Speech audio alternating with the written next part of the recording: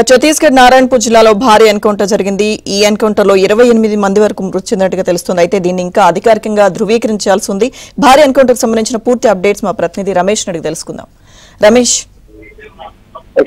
ఏదైతే ఛత్తీస్గఢ్ నారాయణపూర్ లో జరిగినటువంటి నక్సల్స్ ఎన్కౌంటర్ ఉందో దీనికి సంబంధించి శ్రీకాకుళం జిల్లాలో కొంత కలవరం నెలకొందని చెప్పుకోవాలి. ఎందుకంటే ఈ జిల్లాకు సంబంధించినటువంటి పూర్వం ఈ జిల్లా నుంచి నక్సలిజాన్ని జరిపినటువంటి కొంతమంది సంబంధాలు ఉండేటటువంటి వ్యక్తులు ఈ ఎన్కౌంటర్ లో మృతి చెందారనేటటువంటి వార్త జిల్లా వ్యాప్తంగా చర్చనీయాంశమైంది. ప్రధానంగా ఎవరైతే కీలకమైనటువంటి నక్సల్స్ నాయకులుగా ఉండేటటువంటి నంబాల కేశవరావు ఎవరైతే ఉన్నారో ఈయన ఎన్కౌంటర్ మృతి చెందినట్లు కొద్దిసేపటి క్రితం సమాచారం అందింది. అయితే ఈ నంబాల కేశవరావు శ్రీకాకుళం జిల్లా ఉద్దానం ప్రాంతానికి సంబంధించినటువంటి వ్యక్తిగా తెలుస్తోంది. అయితే వీళ్ళు పూర్వీకులు శ్రీకాకుళం జిల్లాలోనే ఉండేవారు. ఇక్కడ నుంచి వరంగల్లో ఆయన ఇంజనీరింగ్ చదివిన తర్వాత నక్సల్స్ ఉద్యమం వైపు వెళ్లారు. ఆ తర్వాత ఆయన ఈ జిల్లాకు కొంత దూరం అయిపోయారు. అయినప్పటికీ కూడా ఈ జిల్లాకు సంబంధించిన ఆయన కుటుంబ సభ్యులు కానీ వారికి సంబంధించినటువంటి బంధువులు ఎక్కువ మంది శ్రీకాకుళం జిల్లాలోనే ఉన్నారు అనేటటువంటిది తెలుస్తుంది. ఈ నేపథ్యంలో జిల్లాలో కూడా కొంత ఈ ఎన్కౌంటర్ తర్వాత కొంత చర్చనీయాంశమైంది. దాంతో పాటుగా ఉద్దానం ప్రాంతంలో పూర్వం ఏదైతే నక్సల్బరీ ఉద్యమానికి కేంద్రీకృతమైనటువంటి ప్రారంభమైనటువంటి ఉద్దానం ప్రాంతం ఉందో ఈ ప్రాంతం నుంచి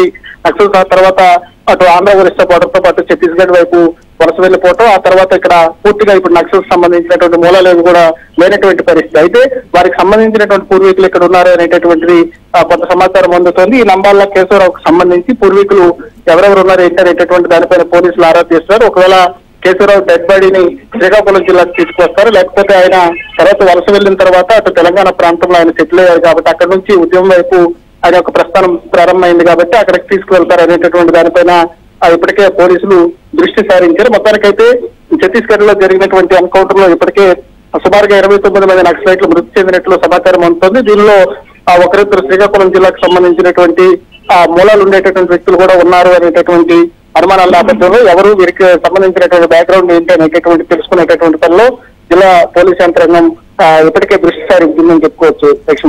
రైట్, థ్యాంక్ యూ.